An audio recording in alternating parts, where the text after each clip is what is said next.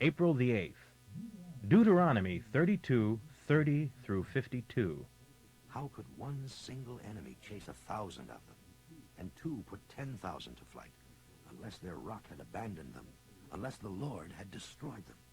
But the rock of other nations is not like our rock. Prayers to their gods are valueless. They act like men of Sodom and Gomorrah. Their deeds are bitter with poison. They drink the wine of serpent venom.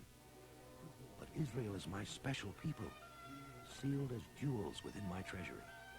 Vengeance is mine, and I decree the punishment of all her enemies. Their doom is sealed.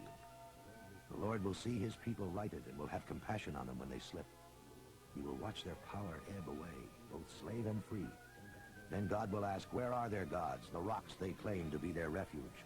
Where are these gods now, to whom they sacrifice their fat and wine? Let those gods arise and help them. Don't you see that I alone am God? I kill and make live. I wound and heal. No one delivers from my power. I raise my hand to heaven and vow by my existence that I will whet the lightning of my sword and hurl my punishments upon my enemies. My arrows shall be drunk with blood. My sword devours the flesh and blood of all the slain and captives. The heads of the enemy are gory with blood. Praise his people, O Gentile nations, for he will avenge his people, taking vengeance on his enemies, purifying his land and his people. When Moses and Joshua had recited all the words of this song to the people, Moses made these comments. Meditate upon all the laws I have given you today and pass them on to your children.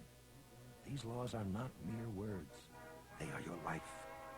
Through obeying them, you will live long, plentiful lives in the land you are going to possess across the Jordan River. That same day, the Lord said to Moses, Go to Mount Nebo in the Abarim Mountains, in the land of Moab across from Jericho. Climb to its heights, and look out across the land of Canaan, the land I am giving to the people of Israel. After you see the land, you must die, and join your ancestors, just as Aaron your brother died in Mount Hor and joined them. For you dishonored me among the people of Israel at the springs of Meribah Kadesh, in the wilderness of Zin. You will see spread out before you the land I am giving the people of Israel, but you will not enter it.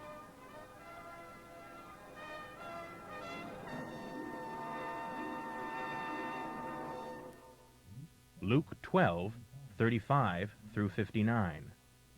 Be prepared, all dressed and ready, for your Lord's return from the wedding feast.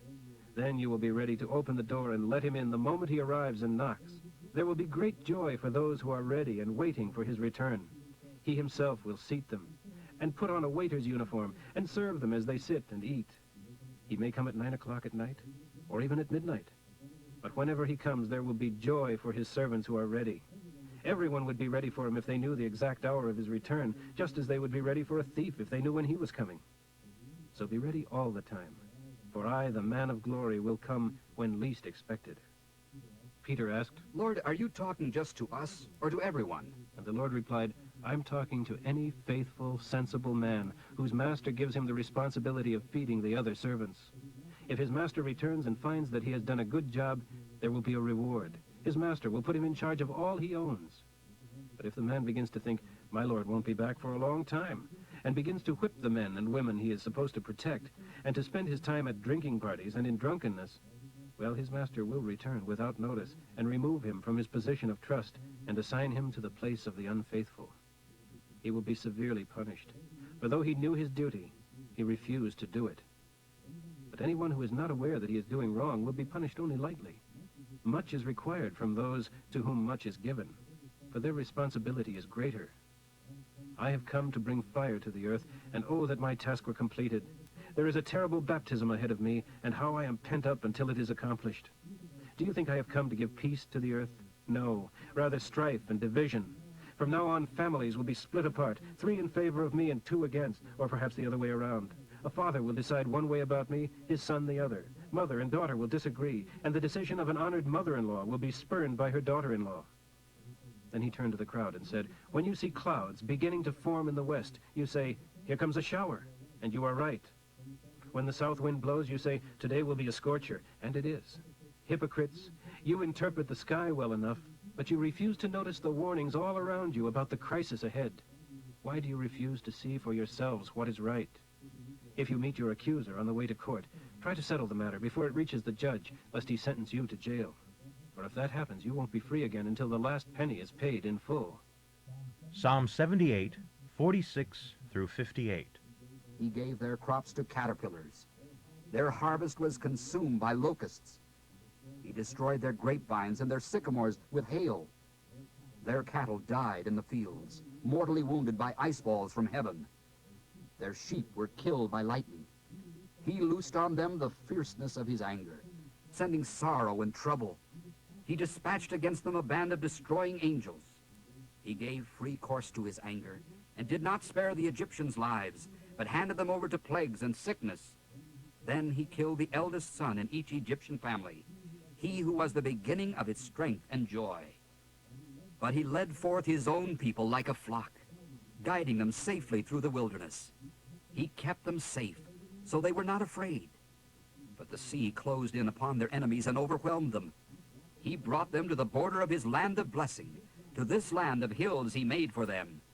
He drove out the nations occupying the land, and gave each tribe of Israel its apportioned place as its home.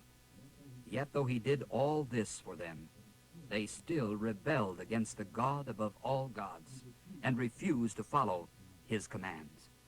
They turned back from entering the promised land, and disobeyed as their fathers had. Like a crooked arrow, they missed the target of God's will. They made him angry by erecting idols and altars to other gods. Proverbs for today, 12:24. Work hard and become a leader. Be lazy and never succeed.